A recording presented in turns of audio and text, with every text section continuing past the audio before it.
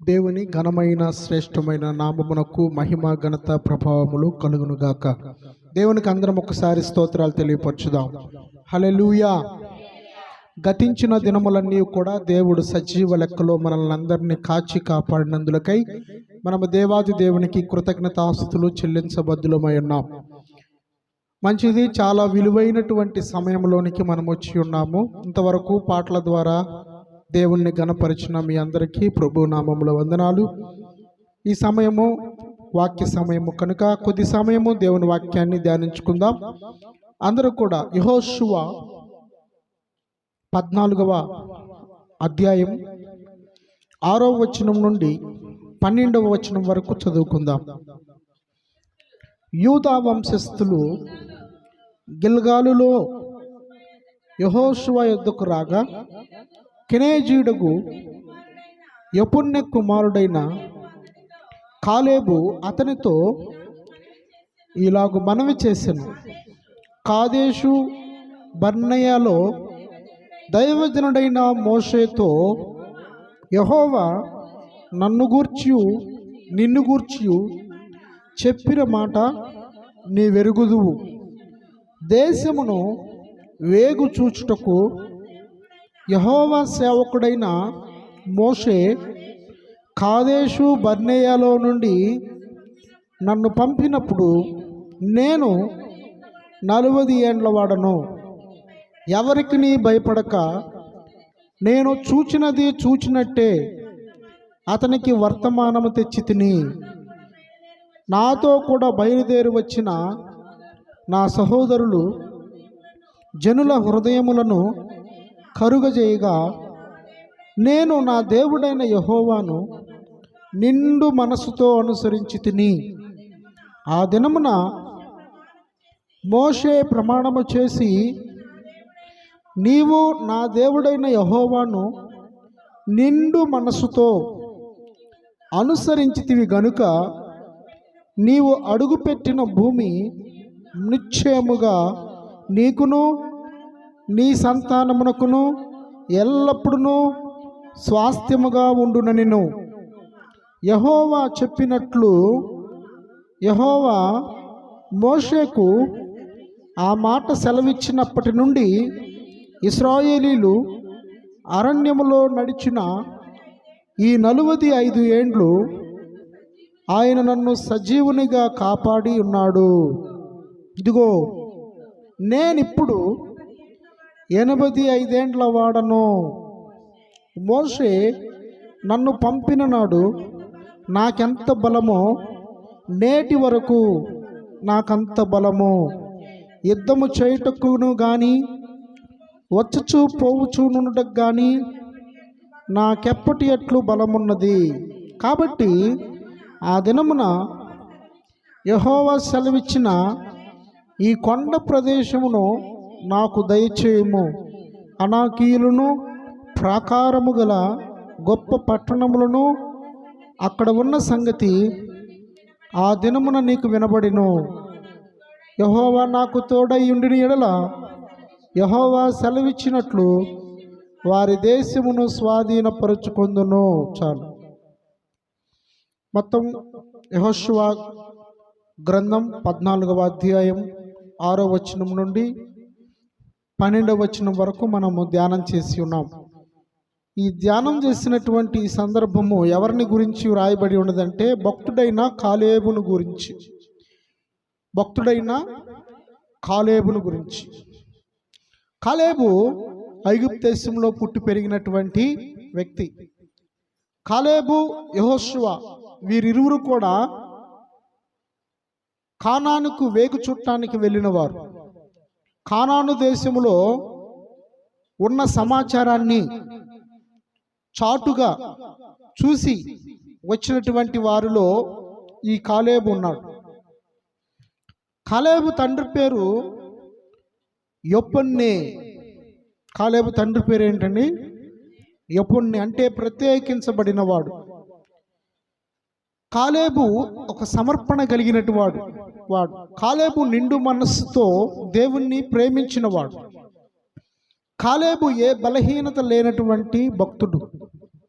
కాలేబు కానాను దేశమును గూర్చి మొదటిగా మంచి సమాచారం ఇచ్చినాడు. మొదటిగా మంచి సమాచారము ఇచ్చాడు. కాలేబును గురించి మనం ఈ దినమున ధ్యానం చేస్తున్నాం. కాలేబులో చాలా మంచి గుణలక్షణాలు ఉన్నాయి. అయితే మనము ఈ దినాన ఒక్క మంచి గుణలక్షణాన్ని చదువుకుందాం. కాలేబు మంచి సాక్ష్యాన్ని కలిగినవాడు. కాలేబు మంచి సాక్ష్యాన్ని కలిగినటువంటి వాడు. దేవుడే కాలేబును గురించి సాక్ష్యం ఇస్తున్నాడు. ఆ దినాల్లో కాలేబుని కానాను దేశానికి వేగు చుట్టానికి పంపిన మోషే కాలేబుని గురించి సాక్ష్యం ఇస్తున్నాడు. తరువాత తన యొక్క స్వీయ అంటే సొంతగా తను కూడా సాక్ష్యాన్ని మరి ఇస్తూ ఉన్నటువంటి వ్యక్తిగా ఉన్నాడు. ఒకసారి మనము ఆ విషయాలన్నీ కూడా ధ్యానం చేద్దాం. మంచి సాక్ష్యం ఉంది కాలేబునకు. ఈరోజు సంఘానికి వచ్చిన నీకు నాకు మనకి మంచి సాక్ష్యము ఉండాలి. ఏముండాలి? మనకి మంచి సాక్ష్యం. ప్రభువును బట్టి మనము మంచి సాక్ష్యాన్ని పొందాలి. ఆమె మందిరానికి వచ్చి పరిచర్య చేస్తుంది అనేది మంచి సాక్ష్యమా కాదా? ఆమె దేవుని వాక్యాన్ని శ్రద్ధగా వింటుంది, మంచి సాక్ష్యమా కాదా? వీటన్నిటికంటే వినటం వరకు మాత్రమే కాదు, వినిన దానిని బట్టి జీవిస్తుంది. ఇలాంటి సాక్ష్యము మనకు కావాలి. మనకి మంచి సాక్ష్యం అనేది ఉండాలని దేవుడు కోరుచున్నాడు. ఎవరైనా మంచి సాక్ష్యం ఉంటేనే మనం వాళ్ళతో స్నేహం చేయాలి, కానీ వాళ్ళు చెడ్డవారని తెలిసి వాళ్ళతో స్నేహం మనము చేయకూడదు. చెడ్డవారితో స్నేహాలు చేస్తే మన యొక్క బుద్ధులు కూడా ఏమవుతాయి? చెడ్డబోతాయి. త్రాగుబోతున్నాడు, త్రాగుబోతుతో నువ్వు వెళ్ళి సాహసం చేస్తే నువ్వు కూడా త్రాగుబోతు అనుకుంటారు. అలాగే మన జీవితంలో మంచి వారితో సహవాసం చేయాలి. ఎవరితో చేయాలి? మంచివారితో, జ్ఞానులతో సహవాసం చేయాలి. జ్ఞానము కలిగిన వారితో సహవాసం చేయాలి. ఆకాశము నుండి ఒక నీటి చుక్క వర్షం రూపంలో కింద పడింది, బురదలో పడింది. అప్పుడు ఆ యొక్క నీటిని ఏమంటాం? బురద నీరు అంటాం. అదే ఆకాశం నుండి కురుస్తున్న ఆ వర్షపు చుక్క పెనం మీద పడింది. పెనము బాగా వేడిగా ఉంది, అట్లేసుకునే పెనం. దాని మీద పడితే ఏమైపోయింది? ఆ నీటి చుక్క ఆవిరైపోయింది. అదే ఆకాశం నుండి పడుతున్న నీటి చుక్క డైరెక్ట్గా నీ రెండు గుప్పెళ్ళు చేతిలో పడితే ఎలా ఉంటాయి? ఆ నీళ్లు స్వచ్ఛంగా ఉంటాయి, పరిశుద్ధంగా ఉంటాయి, త్రాగటానికి అనుకూలంగా ఉంటాయి. అలాగా మన యొక్క సాక్ష్యము కూడా మంచి సాక్ష్యాన్ని మనము కలిగి ఉండాలి. మన యొక్క జీవితాన్ని మంచిగా జీవించేటట్లుగా మనము వాక్యము ద్వారా నేర్చుకుని అలవాటు అవ్వాలి. మన జీవితము సంతోషంగా ఉండాలి, సమాధానంతో ఉండాలి. అదే పరిస్థితిలో ఏదైనా కష్టం వచ్చినా దాన్ని ఎదుర్కొనే శక్తిని కూడా కలిగి ఉండాలి. ఏదైనా కష్టం వస్తే ఎదుర్కొనే శక్తిని పొంది ఉండాలి. నాకే ఎందుకు ఈ కష్టం వచ్చింది, నాకే ఎందుకు ఈ వ్యాధి వచ్చింది, నాకే ఎందుకు ఈ దుఃఖం వచ్చిందని చింతించకూడదు. ఎందుకంటే ఆ కష్టము దేవుని వలన మాత్రమే నీకు వస్తుంది, కానీ మరి దేని వలన కాదు.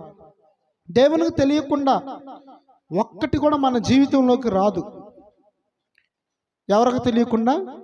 దేవునికి తెలియకుండా ఏ ఒక్క శోధన కానీ సమస్య కానీ మనకి రాదు. ఎందుకంటే ఆయన మీ తల వెంట్రుకల్లో ఆయనకు తెలియకుండా ఒక్క వెంట్రుక కూడా రాలదు అని స్పష్టంగా యేసయ్య చెప్పాడు. ఏమని చెప్పాడండి? మీ తల వెంట్రుకల్లో ఒక్కటైనా కొని రాలదు ఆయనకు తెలియకుండా. కనుక మనము ధైర్యంగా ఉండాలా వద్దా? మనము క్రీస్తుని అనుసరిస్తున్నప్పుడు, క్రీస్తుని నమ్మినప్పుడు, ఆయన ధరించుకుని మనము జీవిస్తున్నప్పుడు మనము భయపడటానికి అవకాశమే ఇవ్వకూడదు. ఏ విషయంలో భయపడకూడదు. ధైర్యంతో మనం ముందుకు కొనసాగే వారంగా ఉండాలి. ధైర్యంతో మనము ముందుకు కొనసాగే వారంగా ఉండాలి. ఈ 14వ అధ్యాయంలో 8వ వచనాన్ని మనం ఒకసారి చూద్దాం. నాతో కూడా బయలుదేరి వచ్చిన నా సహోదరులు జనుల హృదయములను కరుగజేయగా నేను నా దేవుడైన యెహోవాను నిండు మనసుతో అనుసరించి తిని. ఇది కాలేబు ఇస్తున్న సాక్ష్యం. కాలేబు అంటే అర్థం ఏంటంటే కుక్క అని అర్థం. కాలేబు అంటే అర్థం ఏమిటి? కుక్క. కుక్కకి ఒక్కసారి మనం ఒక బిస్కెట్ వేసామనుకో జీవితాంతం మన మీద విశ్వాసాన్ని చూపించింది. కుక్కకి ఒక్కసారి బిస్కెట్ వేస్తే జీవితాంతం మన మీద విశ్వాసం చూపించింది. అంటే మనం కనబడినప్పుడల్లా తోకొట్టడం, మనం కనబడినప్పుడల్లా అది ఇంకా అరవదు. అదే మామూలుగా రోడ్డు వీధి కుక్కలు కొన్నిసార్లు మొరుగుతూ ఉంటాయి, కరవటానికి కూడా వస్తాయి. నువ్వేం చేయాలంటే ఒక బిస్కెట్ వేస్తే తిని అది ఇక రెండోసారి నిన్ను చూసిన అప్పుడు అరవదు, కరవదు. అంటే కుక్కకి విశ్వాసం ఉంది. కుక్కకి జీవితాంతము తన యజమానుణ్ణి జాగ్రత్తగా చూసుకోవాలనుకుంటుంది. కనుక మనకు కూడా విశ్వాస విషయంలో మనము అలా ఉండాలని దేవుడు కోరుతూ ఉన్నాడు. జీవితాంతము దేవుని మాట వినాలి అని దేవుడు మాట్లాడుతూ ఉన్నాడు. కాలేబు సాక్ష్యం ఇస్తున్నాడు. ఏమని ఇస్తున్నాడంటే, నాతో కూడా బయలుదేరి వచ్చినటువంటి నా సహోదరులు జనులను హృదయము కరిగిపోయే విధంగా దేవుని గురించి చెప్పారు. అక్కడ కానాను దేశం వెళ్ళాము. ఆ దేశములో ఉన్నటువంటి ఆ దేశము ఎట్టిదో, దానిలో నివసించుచున్న జనము ఎట్టివారో, అది కొంచెమైనదో విస్తారమైనదో, ఆ పట్టణము వారు నివసించు భూమి మంచిదో చెడ్డదో, వారు నివసించు పట్టణములు ఎట్టివో, వారు గుడారములలో నివసించుదురో కోటలలో నివసించుదురో, ఆ భూమి సారవంతమైనదా లేకపోతే నిస్సారమైనదా, దానిలో అసలు చెట్లున్నవా లేవా, మరియు మీరు ఆ దేశపు పండ్లను ఎలా ఉంటాయో కనుక్కొని రామని చెప్పి మోషే ద్వారా వెళ్ళారు. అప్పుడు కాలేబు తనతో పాటు యెహోషువ ఈ ఇరువురు కూడా చక్కగా ఆ దేశాన్ని చూసి వచ్చి ఆ దేశానికి ఖచ్చితంగా మనము స్వాధీనపరుచుకుంటాము అన్న విశ్వాసంతో ఉన్నారు. మిగిలిన 10 మంది ఇశ్రాయేలీలు వారిలో విశ్వాసము లేదు. ఏమన్నారంటే, ఆ దేశంలో ఉన్న జనులు మనకంటే బలవంతులు, వారు ఒక్కొక్కరు గొలియాతు ఎంత ఉన్నాడండి? 6 మూరల జానా ఎత్తు ఉన్నాడు. మనమేమో 3 మూరల జానా ఉంటాం. మనమైతే గొలియాతు ఎంత ఉన్నాడు? 6 మూరల జానా ఎత్తున్నాడు. అలాంటి వ్యక్తులు ఆ దేశం నిండా ఉన్నారు. కానాను దేశంలో మరి అనాకీలు ఉన్నారు, నెఫీలీలు ఉన్నారు అని చెప్పి సాక్ష్యం ఇస్తున్నాడు. జనులు వారిని చూసి వారి పక్కన మనం ఒక మిడతల వలె ఉన్నాము అన్నారు. వారి పక్కన ఎలా ఉన్నారంట? మిడతల వలె ఉన్నాం అని స్పష్టంగా చెప్తూ మిగతా 10 మంది దేవుని గురించి చెడ్డ సమాచారం తెచ్చారు. ఐగుప్తులోనే ఉంటే బాగుండేది, అక్కడ ఉన్నటువంటి కాయగూరలు తినుకుంటా వారి కింద బానిసలుగా బ్రతుకుతూ ఆ దేశంలోనే ఉంటే బాగుండు, ఇక్కడికి వచ్చి మనము ఈ కానాన్లో వీరి చేతి కింద చనిపోతాము అని మిగతా 10 మంది భయపెట్టారు. కానీ కాలేబు యెహోషువ ఈ ఇరువురు మాత్రము భయపడలా. మన దేవుడు మన యందు ఆనందించిన యెడల ఆ దేశాన్ని మనకి ఖచ్చితంగా స్వాధీనపరుస్తాడు అని చెప్పినాడు. దేవునికి స్తోత్రం తెలియపరచుదాం. హల్లెలూయా. మన దేవుడు మనకు తోడై ఉంటే ఇక మనకేంటండి? ఇక మనకేంటి తక్కువ? మన దేవుడు మనకి అన్ని రకాలుగా సహాయం చేస్తూ ఉంటాడు. ఆరోగ్యాన్ని, ఆయుష్ని, జీవితాన్ని, కుటుంబాన్ని, మనకి ఉద్యోగాన్ని, మనకి సమస్తాన్ని ఇస్తూ ఉంటాడు. కనుక మన దేవుని బట్టి మనము సంతోషించే వారముగా ఉండాలి. కాలేబులో ఉన్నటువంటి మనస్సును బట్టి దేవుడు సంతోషించాడు. కాలేబులో ఉన్న మనస్సును బట్టి దేవుడు సంతోషించాడు. అందుకనే ఏమని మాట్లాడుతూ ఉన్నాడో మనం గ్రహించుదాం మరొకసారి. సంఖ్యాకాండం 14వ అధ్యాయంలోనికి వెళ్దాం. 24వ వచనం. సంఖ్యాకాండం 14వ అధ్యాయము 24వ వచనం. నా సేవకుడైన, చూడండి, నా సేవకుడని దేవుడు కాలేబుని అంటూ ఉన్నాడు. మంచి మనస్సు కలిగి, చూడండి దేవుడు ఏమని సాక్ష్యం ఇస్తున్నాడు? మంచి మనస్సు కలిగి. ఈ సాక్ష్యం నీకు నాకు కావాలంటే మనము త్యాగం చేయాలి. కాలేబు త్యాగం చేశాడు. తన జీవితాన్ని దేవునికి అర్పించుకున్నాడు. తన జీవితాన్ని దేవునితో నడవటం ప్రారంభించాడు. తను కూడా ప్రతి దినం శ్రద్ధగా దేవుని యందు భయభక్తులు నిలిపి ఉంటున్నాడు. మనం కూడా ఆదివారం ఒక్కరోజే దేవుణ్ణి ఆరాధించటం కాదు, ఆదివారం ఒక్కరోజే దేవుని సన్నిధికి వెళ్ళటం కాదు, ఆదివారం ఒక్కరోజే మనము ఆ ప్రార్థన చేసుకోవటం, బైబిల్ చదవటం మాత్రం కాదు. ఎలా ఉండాలంటే నిండు మనస్సుతో దేవుణ్ణి అనుసరించాలి. ఏ మనస్సుతో? నిండు మనస్సుతో. అంటే ప్రతి దినము కూడా ఉదయకాలము సాయంత్రకాలము మనము దేవుణ్ణి ప్రార్థించుకునే వారముగా ఉండాలి. ప్రతి దినము కూడా ఉదయకాలము సాయంత్రకాలము దేవుణ్ణి వాక్యాన్ని ధ్యానించే వారముగా ఉండాలి. మనము ధ్యానిస్తూ దేవునిలో బలపరచబడుతూ దేవుని వలన మంచి సాక్ష్యం పొందాలి. కాలేబును దేవుడు మెచ్చుకుంటూ ఉన్నాడు. ఏమనంటే, నా సేవకుడైన కాలేబు మంచి మనస్సుతో, పూర్ణ మనస్సుతో నన్ను అనుసరించిన హేతువు చేత అతడు పోయిన దేశంలో, ప్రైజ్ ద లార్డ్, అతను ఏ దేశానికి వెళ్ళాడు? కానాను దేశానికి వెళ్ళాడు. కానానులో జనులు ఎలాగుంటారు, కానానులో భూమి ఎలా ఉంటుంది, కానానులో చెట్లు ఎలా ఉన్నాయి, కానానులో సారవంతమైన భూమి ఆ భూమి, కానానులో భవనాలు ఉన్నాయా, ఆ కానాను ఎలాగుంది అన్న విషయాన్ని చూసి వచ్చిన వాడు కాలేబు. నేను నాకు సేవకుడైన కాలేబును ఖచ్చితంగా ఆ దేశానికి నేను ప్రవేశపెడతారని వాగ్దానం ఇచ్చాడు. దేవునికి స్తోత్రం. అందరూ చప్పట్లు కొట్టి దేవుని గణపరుచుకుందాం. హల్లెలూయా. చూడండి, మంచి మనస్సు ఉండాలి మనకి. పూర్ణ మనస్సు, నిండు మనస్సు, మంచి మనస్సు. ఆ మనస్సు మనం కలిగి ఉండాలి. మన మనస్సులో ఏ వ్యాకులం ఉండకూడదు, అపవిత్రత ఉండకూడదు. మనసులో కూడా వ్యాధి ఉంటుంది, మనోవ్యాకులం అంటారు దాన్ని. మనసును కూడా మనము ఆరోగ్యంగా ఉంచుకోవాలంటే ఎప్పుడు నవ్వుతూ ఉండాలి. ఎలా ఉండాలి? సంతోషంగా ఉండాలి. అప్పుడు సంతోషమైన మనస్సు మనల్ని ముఖానికి తేటనిస్తూ ఉంది అని వాక్యం ద్వారా రాయబడి ఉంది.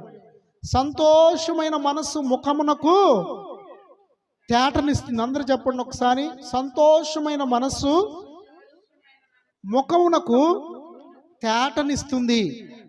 మన ముఖం చూడగానే వెలిగిపోతూ ఉండాలి. ఏంటయ్యా అట్లా వెలిగిపోతున్నా అంటే, నా దేవుడిని బట్టి, నా దేవుడు నాకు ఇచ్చిన రక్షణ బట్టి నేను వెలిగిపోతున్నా, నా దేవుడు నాకు ఇచ్చిన జీవితాన్ని బట్టి నేను వెలిగిపోతూ ఉన్నా, నా దేవుడు నాకు ఇచ్చినటువంటి వస్తువుని బట్టి, కుటుంబాన్ని బట్టి, బిడ్డలను బట్టి నేను వెలిగిపోతున్నా అని సంతోషంగా మనం సాక్ష్యం ఇచ్చే వారంగా ఉండాలి. ఈ కాలేబులో అలాంటి మంచి మనస్సు ఉంది. ఈ కాలేబులో అలాంటి పూర్ణ మనస్సు ఉంది. ఈ కాలేబులో నిండు మనస్సుతో తన దేవుడైన యెహోవాను అనుసరించిన హేతువు చేత. తర్వాత మోషే గారు కూడా సాక్ష్యం ఇస్తూ ఉన్నాడు. యెహోషువలోని 14వ అధ్యాయము 9వ వచనం. ఆ దినమున మోషే ప్రమాణము చేసి, నీవు నా దేవుడైన యెహోవాను నిండు మనసుతో అనుసరించితివి గనుక నీవు అడుగుపెట్టిన భూమి నిశ్చయముగా నీకును నీ సంతానమునకును ఎల్లప్పుడూ స్వాస్థ్యముగా ఉండునని. ఇక్కడ మోషే సాక్ష్యం ఇస్తూ ఉన్నాడు. ఎవరిని గూర్చి? కాలేబును గూర్చి. కాలేబును గురించి ఒక దైవజనుడు సాక్ష్యం ఇస్తున్నాడు. భక్తుడైన మోషే గారు సాక్ష్యం ఇస్తున్నారు. నీవు నా దేవుడైన యెహోవాను నిండు మనస్సుతో అనుసరించితివి గనుక నీవు పోయిన దేశములో ప్రవేశించ నా దేవుడు నీకు నీ సంతానమునకు ఎల్లప్పుడూ స్వాస్థ్యముగా ఈ దేశాన్ని ఇస్తున్నాడని చెప్తూ ఉన్నాడు. కనుక మనము అలాంటి సాక్ష్యాన్ని పొందాలి. ఏ సాక్ష్యం పొందాలండి? మంచి మనస్సు కలిగిన సాక్ష్యం. మంచి మనస్సు కలిగిన వాడు, నిండు మనస్సు కలిగిన వాడు, పూర్ణ మనస్సు కలిగిన వాడు, ఇలాంటి సాక్ష్యాన్ని మనము పొందుకోవాలి. సంఘంలో ఉన్న, ఉద్యోగంలో ఉన్న, కుటుంబంలో ఉన్న, ఎక్కడున్నా కానీ సాక్ష్యము మనము పోగొట్టుకోకూడదు. ఆ సాక్ష్యాన్ని మనం పోగొట్టుకోకూడదు. 40వ ఏట ఎంతగా దేవుని మీద విశ్వాసంతో ఉన్నాడో, దేవుని మీద ఆనుకుని ఉన్నాడో, 40వ ఏట కాలేబుకి 40 సంవత్సరాల వయసులో ఎంత విశ్వాసం ఉందో, ఎంత పూర్ణ మనసుతో అనుసరించాడో, మరలా 85వ సంవత్సరంలో కూడా అదే విశ్వాసము, అదే మరి నిండు మనస్సు, పూర్ణ మనస్సును కలిగి ఉన్నాడు. అంటే తన విశ్వాసాన్ని కాపాడుకున్నాడు, తన యొక్క జీవితాన్ని నిండు మనసుతో దేవునికి అప్పుచెప్పుకున్నాడు. మనము కూడా మన జీవితాన్ని నిండు మనసుతో అప్పుచెప్పుకోవాలి. దేవాలయమునకు వెళుతూ దేవుని యొక్క రక్షణ పొంది దేవుణ్ణి అనుసరిస్తూ మన యొక్క జీవితాన్ని తుదముట్టించుకోవాలి. మనము అంతేగాని మధ్యలో మనము దేవునికి అవిధేయమైనటువంటి పనులను చేయకూడదు. మనము తిరుగుబాటు చేయకూడదు. తిరుగుబాటు అంటే వాక్యములో లేనిది చేయకూడదు. దేవుడు ఏం చెప్పాడంటే, నేనే దేవుడును, నేను తప్ప వేరొక దేవుడు లేడు. అలా మాట విని కూడా మనం ఏం చేస్తాం, ఒక బొమ్మను చేసి బొమ్మకి నమస్కారాలు చేస్తూ ఉంటాం, కొబ్బరికాయలు కొడతాం, మళ్ళా సాంబ్రాణి కడ్డీలు వెలిగిస్తాం, ఇంకా ఏదేదో చేస్తూ ఉంటాం. చాలామంది అయితే ఈరోజు మంచి రోజు కాదు, రేపు మంచి రోజు, సోమవారం కాదు శుక్రవారం మంచి రోజు, ఇలాగా రోజులు చూస్తూ ఉంటారు. తర్వాత వాళ్ళకి దగ్గర డబ్బు ఉందని బట్టలు పంచుతూ ఉంటారు. నువ్వు నీతి కార్యాలు, మీ నీతి క్రియలు మురికి గొడ్డలు. ఏ గొడ్డలు? మురికి గొడ్డలు. మనం చేసే నీతి కార్యాలు దేవునికి ఇష్టమైనవి కాదు. మనము దేవుని యొక్క వాక్యాన్ని అనుసరించి ఈ కాలేబులాగా నిండు మనసుతో మనం ఉండాలి. కానీ మన సొంత మనస్సు, మన సొంత ఆలోచనలు, అదేవిధంగా మనుషుల ఆలోచనల ప్రకారం మనం పోకూడదు. మనుషులు ఏం చెబుతారంటే, జ్ఞానం లేని వారు మనుషులు ఎలాంటి వారు? జ్ఞానము లేదు, దేవుని గురించిన జ్ఞానము లేదు. లోకమును గురించిన జ్ఞానము ఉన్నా అది వ్యర్థమే. లోకమును గురించిన జ్ఞానము ఉన్నా అది మనల్ని పరలోకానికి తీసుకుని వెళ్ళలేదు. కానీ దేవుని గురించిన జ్ఞానం మనం కలిగి ఉండాలి. వాక్యం చదువుతున్నప్పుడు తెలుస్తుంది ఏం చేయాలి, ఏం చేయకూడదు అనే విషయాలన్నీ కూడా వాక్యం ద్వారా దేవుడు సూటిగా స్పష్టంగా నీతోనే మాట్లాడుతూ ఉంటాడు. కనుక నీ ఇష్టాన్ని నువ్వు చేసుకుంటే నరకంలో వేదన అనుభవించాల్సిన పరిస్థితి వస్తుంది. నరకంలో అయ్యో నాకు తెలియదే అన్నా కానీ అప్పుడు పశ్చాత్తాపడి అప్పుడు కన్నీళ్లు విరుస్తానన్నా పరలోకానికి చేరలేము. కనుక మన జీవితాన్ని దేవునికి ఇచ్చి అర్పించిన తర్వాత నిండు మనస్సుతో కష్టమైన మనము వెళ్ళకూడదు. ఎక్కడికి కూడా మనకు చాలా ఈజీగా ఉంటుంది సాతాను మార్గం. రాండ్రా అని స్నేహితులు పిలుచుకెళ్ళి మందు దాపిస్తారు, డబ్బులు వాళ్ళే. సాతాను మార్గం ఎలా ఉంటుందంటే తీసుకుని వెళ్ళిపోతూ ఉంటారు. రారా అదిగో అది తాగు ఇది తాగు అని చెప్పి ప్రోత్సహిస్తూ ఉంటారు. నేను ఎందుకు చేయకూడదని మనకు అనిపిస్తూ ఉంటుంది. రండి అని చెప్పి సిగరెట్లు స్టైల్ కోసం తాగమని తాగుతూ ఉంటారు. పానపరాగులు, గంజాయి, గుట్కాలు, ఇలాగ అనేక రకాలై నవ్వులుతూ ఉంటారు. ఇలాగా పాడైపోవటానికి అవకాశాలు ఎక్కువ ఉన్నాయి. మంచిగా బ్రతకటానికి అవకాశాలు ఉన్నా కానీ ఎవరు కూడా మంచి మార్గంలో నడవటానికి ఇష్టపడరు. కాలేబు 40వ ఏట ఎలా నిండు మనసుతో దేవుణ్ణి అనుసరించాడో, 85వ సంవత్సరం అంటే దరిదాపుగా వృద్ధాప్యంలోనికి వచ్చిన వయసు, అప్పుడు కూడా అదే మనస్సు, అదే విశ్వాసం, అదే భయభక్తులు, అదే మంచి సాక్ష్యాన్ని ఆయన కలిగి ఉన్నాడు. ఆ విషయాన్ని మనం గ్రహించాలి. కానీ మనము ఒక సంవత్సరం కూడా కాదు, 3 నెలలు భయభక్తులతో మందిరానికి వస్తాం. టైం 7ంటికంటే 5 నిమిషాలకు 7ంటికే వచ్చి కూర్చుంటారు. 1 సంవత్సరం భక్తిగా ఉంటారు. 2వ సంవత్సరం వచ్చినాక కొంచెం నిర్లక్ష్యం కలిగింది.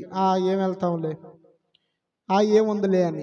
కానీ దేవుని వాక్యం కోసం మనం ప్రతిరోజు మనం వెతకాలి, వాక్యాన్ని వెతకాలి. దేవుని యందు భయభక్తులు మనం నిలపాలి, దేవునికి ఇష్టలుగా మనం ఉండాలి అని మనము దేవుని వాక్యం ద్వారా హెచ్చరించబడుతూ ఉన్నాం. కాలేబులో ఏ మనస్సు ఉంది? మంచి మనస్సు ఉంది, నిండు మనస్సు ఉంది, పూర్ణ మనస్సు ఉంది. మన మనస్సుని ఎప్పుడు సంతోషంగా ఉంచుకోవాలండి. ఈ రాత్రి దేవుడు మాట్లాడుతున్న మాట, మన మనస్సును ఎప్పుడు కూడా సంతోషంగా ఉంచుకోవాలి.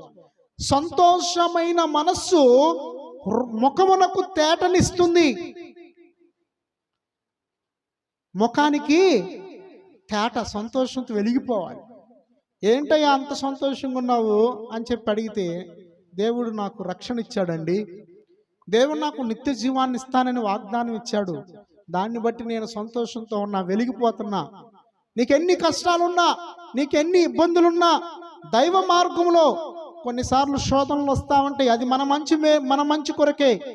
దైవ మార్గంలో ఆ శోధనను మనం జయించటానికి దేవుణ్ణి ప్రార్థనతో అడగాలి. దేవా, ఈ శోధన వచ్చింది, తప్పించు. దేవా, నేను నిండు మనసుతో కాలేబులాగా అనుసరించాలని ఆశపడుతున్నా, నాకు వచ్చిన ఈ శోధన నుండి నాకు జయించే శక్తిని ఇవ్వమని ప్రార్థన చేయాలి దేవుణ్ణి.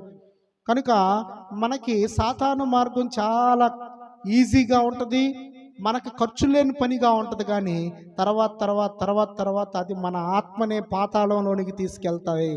ఎక్కడ తీసుకెళ్తే మన ఆత్మని పాతాళానికి, ఆ నరకానికి తీసుకుని వెళ్తుంది. కనుక ప్రభువా, నాకు అట్టి మనసొద్దయ్యా, నాకు చెడ్డ మనసొద్దు, నాకు దుష్ట మనసొద్దు, నాకు అపవిత్రమైన మనసొద్దు, మంచి మనసు అయ్యా, మంచి మనసుతో నేను కూడా నిన్ను ఆరాధించాలనుకుంటున్నాను. కాలేబు మంచి మనసుతో ఆ కానాను దేశాన్ని చూశాడు. కానాను దేశంలో అబ్బా ఎంత మంచి దానిమ్మకాయలు ఉన్నాయి, ఎంత మంచి ద్రాక్ష గెలలు ఉన్నాయి, ఆ కానాను దేశంలో ఎంత మంచి అంజూరం పళ్ళు ఉన్నాయి, ఆ దేశంలో ఉన్న భూమి చాలా సారవంతమైన భూమి, ఆ దేశంలో ఉన్నటువంటి ప్రజలు బలవంతులు అయినప్పటికీ మన దేవుని మన యందు సంతోషించినప్పుడు ఆ జనులను మనకి స్వాధీనపరుస్తాడు అని కాలేబు చాలా మంచి మనసుతో, నిండు మనసుతో దేవుణ్ణి అనుసరించి ఉన్నాడు. కనుక కానానికి వెళ్ళిన వారిలో ఎవరెవరు ఉన్నారయ్యా అంటే, యెహోషువ, కాలేబు మాత్రమే కానాను చేరుకున్నారు. కానాను అనే ఆ దేశము చాలా సౌందర్యమైన పట్టణం, చాలా మంచి సారవంతమైన భూమి, మంచి భవనాలు అక్కడ ఉన్నాయి, మంచి పంటలు అక్కడ పండుతూ ఉన్నాయి. అదే పరమ కానానికి సాదృశ్యం, అంటే పరలోకానికి సాదృశ్యంగా ఉంది. మనము కూడా పరలోకానికి చేరాలంటే నిండు మనసుతో దేవుణ్ణి అనుసరించాలి, పూర్ణ మనసుతో దేవుణ్ణి అనుసరించాలి, మంచి మనసుతో దేవుణ్ణి అనుసరించాలి. మన యొక్క భర్తతో మాట్లాడాలి, నువ్వు కూడా దేవుణ్ణి అనుసరించు, దేవునితో నీవు సరిగా ఉంటే నీకున్న వ్యాధి పోద్ది. ఏం పోయిద్ది? వ్యాధి. మనసుకు కూడా వ్యాధి ఉంటుంది. చాలామంది శరీర వ్యాధులు తెలుసు, బీపీ, షుగరు, థైరాయిడ్, రకరకాల వ్యాధులు అయితే తెలుసు. కానీ మనసుకు కూడా వ్యాధి ఉంది, అదే అనుమానం అనే వ్యాధి. ఏ వ్యాధి? అనుమానం. మనసులో అనుమానం అంతే ఉంటారు. ఉండి ఉండి ఉండి ఉండి ఒక రాయో ఒక కర్రో తీసుకొని పఠానేస్తారు. ఏంటంటే మనసు వ్యాధితో ఉంది, పిచ్చోడైపోయాడు. ఏమైపోయాడు? పిచ్చోడైపోయాడు. పిచ్చోడు ఏం చేస్తాడు? చేతిలో ఉండి ఉండి ఉండి ఒక్కసారి కర్ర తీసుకుని టఫాన్ కొడతాడు. ఎదురెవరుంటే వాళ్ళని, రాయి ఉంటే రాయి తీసుకుని కొట్టేస్తారు. ఇలాంటి వ్యక్తులు మనసుకు వ్యాధి ఉంటే ఏం చేస్తున్నారో ఏం తెలియదు, వాళ్ళకే తెలియదు. కనుక ఆ వ్యాధి పోవాలంటే మనసుకి వ్యాధి యేసుక్రీస్తు వల్ల మాత్రమే సాధ్యం. యేసుక్రీస్తు మనం ప్రార్థన చేసుకుని, అయ్యా నాకు మంచి మనస్సును దయచేయి, నాకు మంచి ప్రవర్తన దయచేయి. ప్రవర్తన కూడా బాగాదు. చాలామంది బాప్టిజం పొంది కూడా మరలా వ్యభిచారం చేస్తూ మరలా లోకంలో పడిపోయి వారి ఇష్టానుసారంగా బ్రతుకుతారు. ఇలాంటి వారు చెడ్డ మనస్సు కలిగిన వారు. ఏ మనస్సు? చెడ్డ మనస్సు ఉంటే పరలోకానికి చేరలేవు. ఏ మనస్సు ఉండాలంటే విరిగి నలిగిన మనస్సు ఉండాలి. ఏ మనస్సు ఉండాలి? విరిగి నలిగిన మనసుతో మనము ప్రార్థన చేయాలి, దేవుణ్ణి అడగాలి, బ్రతిమలాడుకోవాలి. ఆయన సన్నిధానములో మనము ఆ పరమ కానానులో చేరాలి అంటే మనల్ని మనము సరి చేసుకోవాలి. మనకి ఎవరో నీతి మాటలు మంచి మాటలు చెప్పరు. ఒకవేళ చెప్పినా మనకి ఏమనిపిస్తుంది అంటే, వినకుండా నా పనులు నేను చేసుకుంటే బాగుండు అనిపిస్తూ ఉంటుంది. దేవుని మాటలంటే చెవులు కూడా ఒక్కోసారి సహకరించవు. దేవుని మాటలు వినాలంటే కాళ్ళు కూడా సహకరించవు. మందిరం దాకా ఏం వెళ్తాంలే, ఇంట్లో చూసుకోవచ్చు, ఇంట్లో టీవీ ఉందిగా, ఆ టీవీ ద్వారా మనం వాక్యం వినొచ్చులే అని మనసు ఒక్కోసారి ఏం చేసిద్దంటే పోనీకుండా చేసిద్ది మందిరాన్ని. మనసు ఒక్కొక్కసారి ఏం చేసిద్దంటే దేవుని వాక్యాన్ని వినకుండా చేసిద్ది. ఇలాగా పాడు చేసే మనస్సు మనలో ఉండకూడదు. కాలేబులో చాలా మంచి గుణ లక్షణాలు ఉన్నాయి. అయితే ఈ యొక్క మంచి సాక్ష్యాన్ని కలిగినటువంటి ఇలాంటి సాక్ష్యాన్ని మనము కూడా కలిగి ఉండాలని ఈ రాత్రి దేవుడు మాట్లాడుతున్నాడు. యేసుక్రీస్తు మనస్సు కూడా ఇలాంటి మనస్సే.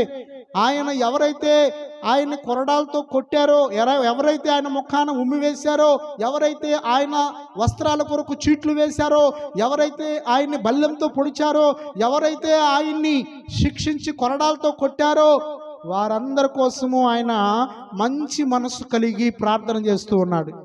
నా తండ్రి, వీరేమి చేయుచున్నారో వీరెరుగరు, వీరిని క్షమించుము. ఎంత మంచి మనసు ఉండాలండి అలాగా. అదే మనమైతే ఏం చేస్తాం? పక్కింట్లో వాళ్ళు ఒక మాట అంటే మనము 100 మాటలు అంటాం. వెళ్ళి క్షమించే మనసు ఉండదు. మమ్మల్ని ఎందుకు అన్నారు అని చెప్పి అలా రోషం తెచ్చుకుని వెళ్తాం. కానీ యేసయ్య ముఖాన్ని ఉమ్మేసినా కానీ ఆయన తుడిచేసుకున్నాడు. ఆయన అంత మంచి సృష్టికర్త అయిన దేవుడే అంతగా తగ్గించుకుంటే మనం ఇంకెంత తగ్గించుకోవాలి? మనలో ఉన్నటువంటి ఈ యొక్క సామర్థ్యం, ఈరోజు మనం ఆరోగ్యంగా ఉన్నా, మంచినీళ్ళు త్రాగుతున్నా, ఆహారం భుజిస్తున్నా, ఇవన్నీ దేవుడు మనకి ఇష్టం వల్లే కదా. ఇప్పుడు యుద్ధాలు జరుగుతున్నాయి ఆయా దేశాల్లో. యుద్ధం వలన కొన్ని దేశాల్లో ఆహారము అందదు, నీళ్లు అందవు. కొన్ని దేశాల్లో యుద్ధాలు జరగటం వలన వారి ఉద్యోగాలు సక్రమంగా ఉండవు. వారి ఆర్థిక పరిస్థితులన్నీ కూడా ఇబ్బందికరంగా ఉంటాయి. కానీ దేవుడు మనకు ఇచ్చినటువంటి ఈ యొక్క మంచి స్థితిని బట్టి, మంచి సమయాన్ని బట్టి, మనము దేవుడు ఇచ్చినటువంటి ఉద్యోగాన్ని బట్టి, బిడ్డలను బట్టి, భర్తను బట్టి, భార్యను బట్టి మనము సంతోషించాలి. మనం ఏం చేయాలండి? సంతోషించాలి. మన బ్రతుకులో ఇదే మనకి, ఈ యొక్క వాక్యమే మనకి నెమ్మదినిస్తుంది. మనుషులు ఎవరు నెమ్మది ఇవ్వలేరు. మనుషులు ఎవరు కూడా మనల్ని బాగు చేయలేరు. కానీ యేసయ్య మాత్రమే బాగు చేస్తాడు మనల్ని. యేసయ్య మాత్రమే మనకి నెమ్మదినిస్తాడు, సంతోషమునిస్తాడు. కనుక ఈ కాలేబు లాంటి నిండు మనస్సు నీలో ఉందా? కాలేబు లాంటి మంచి మనస్సు నీలో ఉందా? కాలేబు లాంటి పూర్ణ మనస్సు నీతో ఉందా? తన దేవుణ్ణి పూర్ణ మనస్సుతో అనుసరించిన హేతువు చేత కాలేబు ఈరోజు మనం మాట్లాడుకుంటున్నాం. కాలేబులో మరి ఇంత మంచి మనస్సు ఉందంటే ఆ మనస్సు కూడా దేవుడే ఇవ్వాలి. ఎవరు ఇవ్వాలి? కాలేబు తన అంతట తాను ఆ మంచి మనసు పొందుకోలేడు. ఈరోజు నీవు నేను కూడా మంచి సాక్ష్యం పొందామన్నా, మంచి సాక్ష్యము వెనుక దేవుని సహాయం ఉంటుంది, ఆయన పరిశుద్ధాత్మ సహాయం ఉంటుంది. ఈరోజు నీవు నేను కలిగినటువంటి సాక్ష్యము దేవుడు మనకిస్తేనే సాక్ష్యం. అంతేగాని మనంతట మనము సొంతగా మనం సాక్ష్యాన్ని సంపాదించుకోలేము. ప్రభుని ప్రార్థన చేయాలి. ఎప్పుడూ కూడా ప్రార్థనలో ఎక్కువగా మనం నలుగుతూ ఉండాలి. మన హృదయము, మన మనస్సు, మన ఆలోచన, మన ప్రవర్తన అన్నీ కూడా దేవునికి అనుకూలంగా ఉండాలి. దేవుణ్ణి అనుసరిస్తూ ఉండాలి, దేవుణ్ణి వెంబడిస్తూ ఉండాలి. అలాంటి మంచి మంచి సాక్ష్యాలను మనం కలిగి జీవించినప్పుడు దేవుడు తప్పకుండా మనల్ని ఆశీర్వదిస్తాడు. మనకు కూడా పరమ కానానుని సిద్ధపరుస్తూ ఉన్నాడు. ఆ పరమ కానాను, పరలోకానికి మనం వెళ్ళాలంటే మరి నీ కొరకు నా కొరకు కలువరిలో సిలువలో ప్రాణం పెట్టిన యేసు క్రీస్తు యొక్క మనస్సును మనము కలిగి ఉండాలి. క్రీస్తు యేసును కలిగిన ఈ మనస్సు మీరును కలిగి ఉండుడి అని లేఖనాలు సెలవిస్తూ ఉన్నాయి. చెడ్డ మనసు కాదండి మనకు కావాల్సింది. మనకు కావాల్సింది మంచి మనస్సు, శుద్ధ మనస్సు, పవిత్రమైన మనస్సు. ఆ మనస్సు దేవుడు మనకి అడిగితే ఇస్తాడు. ఏం చేస్తే ఇస్తాడు? అడగాలి, ప్రార్థన చేసి అడగాలి. ప్రభువా, నాకు మంచి మనస్సు అయ్యా, మంచి హృదయం అయ్యా, పూర్ణ హృదయం అయ్యా, నిన్ను అనుసరించే హృదయం అయ్యా. కాలేబు అలాంటి మంచి మనసు కలిగి ఉన్నాడు. కాలేబులో ఉన్నటువంటి ఆ మంచి సాక్ష్యాన్ని బట్టి ఈరోజు దేవుడు మాట్లాడుతూ ఉన్నాడు నీతో నాతో. విన్న వాక్యాన్ని బట్టి దేవుడు మన ఆత్మీయ వెనుకల్లో దీవించును గాక. ఆమేన్. దేవునికి అందరం స్తోత్రాలు తెలియపరచుదాం. హల్లెలూయా.